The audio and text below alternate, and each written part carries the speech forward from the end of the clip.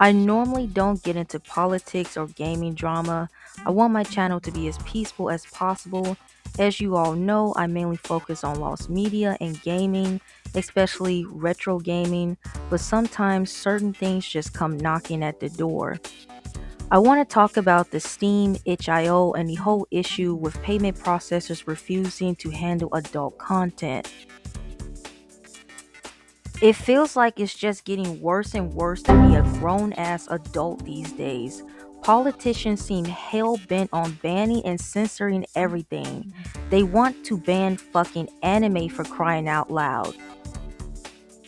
So, in mid July 2025, the Australian advocacy group Collect the Shout launched a campaign pressuring major payment services Visa, MasterCard, PayPal, Stripe, and others to cut off support for digital stores hosting games with grape, insects, CA, or non consensual sexual content. They specifically pointed out to games like No Mercy. Yes, No Mercy was disgusting and deserved to be removed, no argument there. But then Visa, MasterCard, and PayPal started targeting consensual adult games and even horror games like Mouthwashing, an absolute masterpiece, getting them delisted. Mouthwashing is still on Steam for now. Okay, I get it. No Mercy was a horrible game, but what the fuck does that have to do with consensual, legal adult games and horror games? Steam already has parental controls and plenty of features to block content. If you don't want to see profanity in the community, you can filter it out or just disable the community feature altogether. And let's not forget, adult games are locked behind strict age verification. Your account has to be registered as an 18 plus account, and even then, Steam offers prompts for confirmation. Hell, sometimes you'll get that same age check prompt for regular M-rated games like Left 4 Dead just because they feature gore. So the tools are already there, but we know the real issue is it isn't about protecting damn kids, it's all about censorship and controlling adults. What started out as targeting extreme content now looks like a crackdown on all legal adult games, and it's hitting LGBT plus, kink friendly, and indie creators the hardest. As a lesbian who, of course, enjoys some girl on girl content, I should be able to because I'm an adult, and now that looks rather shaky. Even Yoko Taro, the creator of Nier Automata, has spoken up, calling this a dangerous form of financial censorship where credit card networks dictate global content decisions, even across borders. He knows, like many others, that some players engage with the game for the plot and others for some other reasons. But either way, legal content should not be under fire. At this rate, games like Bayonetta or Stellar Blade could be next just for being a little risque. And here's the kicker, Collect the Shout is full of hypocrites. They rail against CA, DV, and non consensual content, but supported the garbage movie Cuties and other messed up things that totally contradict their supposed cause. Now they're even threatening Madam Savvy and Smash GT with lawsuits for discussing their censorship campaign against Steam and itch.io. Madam Savvy is a woman, yet this group proclaims to protect women is attacking her with doxing. The hypocrisy is almost comical. While they were too busy doxing and attacking her, Madam Savvy went on a quest to dig in the actual legal rules about payment processors, and here's what she found. During my time away, I did not stop working. I released threads of information, but most important was reading 1,200 pages of legalese in Visa and MasterCard's rules, to which I discovered Absolutely insane that she went through 1,200 pages of legalese. That's crazy. Shout out to Madam Savvy for doing that. That is amazing. the following troubling pages. The rules state as following. In relation to or for the purchase or trade of photographs, video imagery, computer-generated images, cartoons, simulation, or any other media or activities including, but not limited to any of the following: child sexual abuse materials, incest, bestiality, rape, or any other non-consensual sexual behavior, non-consensual mutilation of a person or body part. A member that does not comply with these requirements will be subject to non-compliance assessments prescribed under the Visa Integrity Risk Program. You can read about that further in their massive document, and on the tweet I've got some links for some other bits and pieces of it, but this is the most important part. Now, we had covered this when she first dropped this over on X, and the simple truth is that they all use language like this. They use but not limited to, because it allows them to include whatever they want at any given time. If it even remotely offends them as a company, if they find it to be problematic, they can include it without any worry as to any form of, necessary legal speak, because they can say, well, it falls under this, line right over here that is extremely vague, but in this time we are going to use it in a very specific manner. But trust us, bro, this is what it is. This "but not limited to" means that they can essentially take away any content that they deem unfit for use of the Visa brand. Now, again, these rules absolutely make sense when you just apply it to human flesh and blood. These are terrible things that are against the law, but it's being applied to fiction. Game of Thrones exists, and I don't see them complaining about that. MasterCard compressed their rules down to 400 and some odd pages, but the same language is shining through.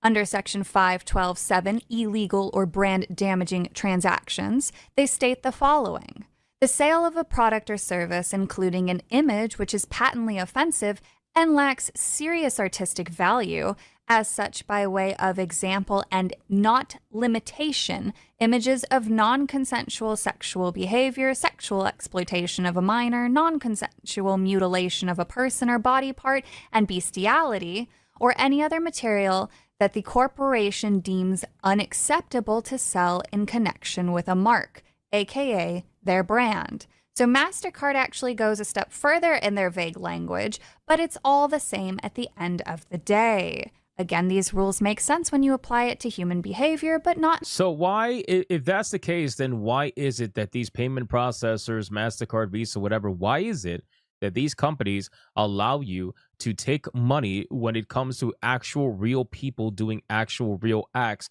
on websites that showcase this? Why is that? Why is fiction so terrible where it actually doesn't affect anybody, but the real stuff where they roleplay this heavily, by the way, why is that allowed to be monetized with no issue whatsoever?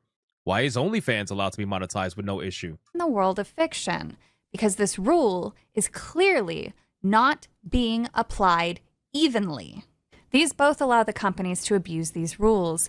Both were updated this year. These rules sound like things that were originally covered for just pornography, real people, because it is illegal to do the bestiality, the dismembering, the rape, and so on and so forth. So, in a way, these rules actually make sense.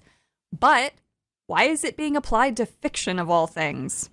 4chan started a push to clog phone lines, but because it's all about controlling what you can and cannot see. They want to be able to be the big daddy over you and to be a nice little nanny and tell you what you can and cannot do, when you can do it, how you can do it, what you can say, what you can't say, what you can think, what you can't think.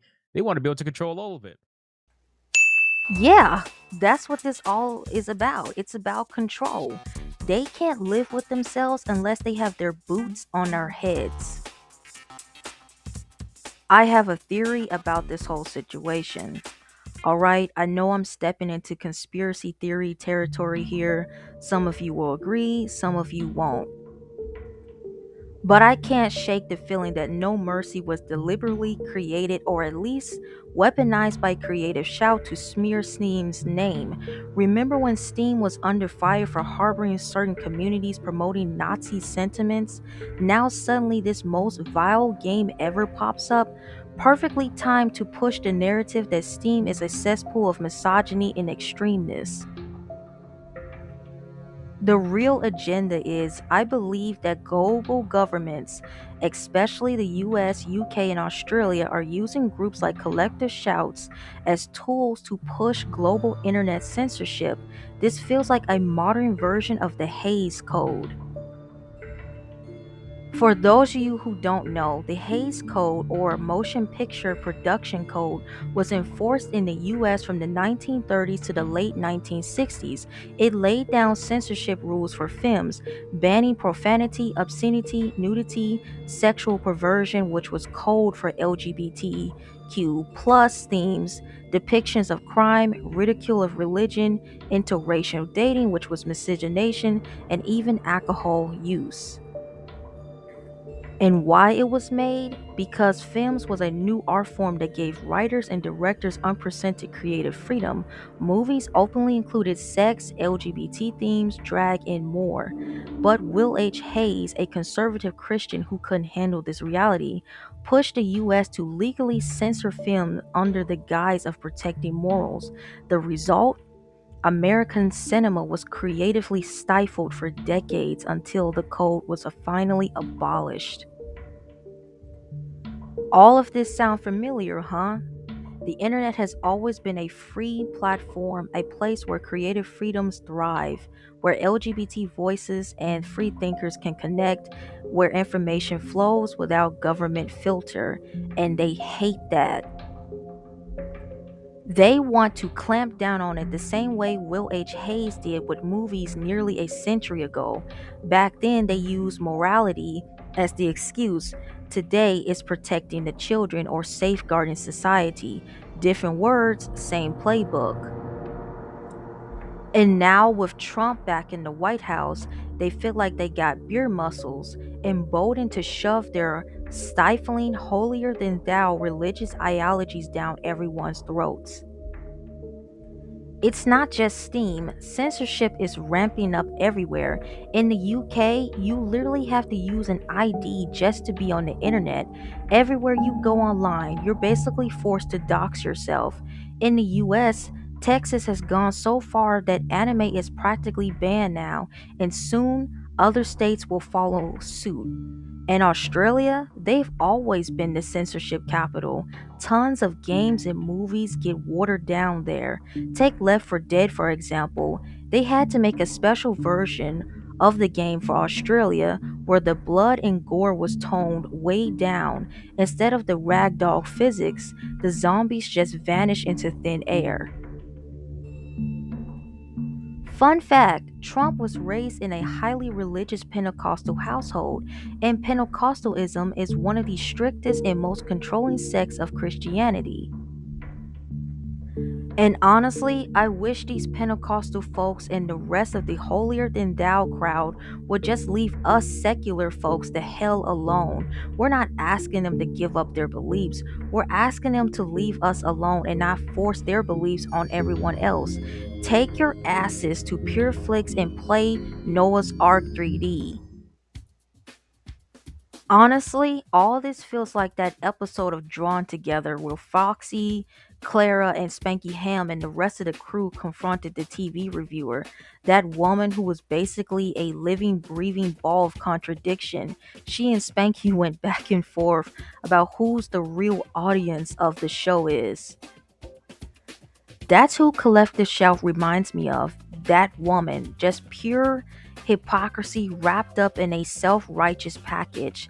And let's not forget, Drawn Together was not afraid to go to places even South Park tiptoed around. It was probably the most hardcore adult cartoon of all time, and that's why I love it. It was free, unapologetic, uncensored media, and the rule was simple. If you can't handle it, don't watch it. That doesn't give you the right to take down something just because of your religious beliefs and your fuzzy feelings can't handle it. Essentially, banning shit and creating more lost media because people can't access the content anymore. And thank you if you made it to the end of the video. I gladly appreciate it. And if you have any thoughts, opinions, or additional information about this whole situation, feel free to share them in the comment section below. I love to hear your insights. Don't forget to like the video if you found it interesting, and consider subscribing for more content like this. Thanks again for watching, and I'll see you in the next video.